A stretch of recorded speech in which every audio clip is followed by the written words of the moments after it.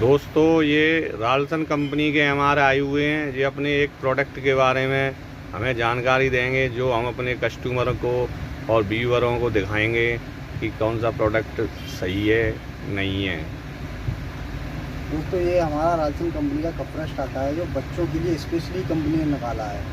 काली खांसी, जैसे बच्चों में सांस का चढ़ना, चेहरे का लाल होना, खड़खड़ जैसे लक्षण होना, काली खांसी में विशेषकर इसके अतिरिक्त ब्रोंकाइटिस, घुसनी और स्पेमेटिक खांसी तथा सूखी खांसी में भी लाभकारी है। आप इसको बच्चों को सुबह शाम दोपहर एक ढक्कन पिला सकते हैं गुनगुने पानी में, और इससे आपको बहुत ही ज़्यादा बेनिफिट मिलेगा कुछ ही समय में।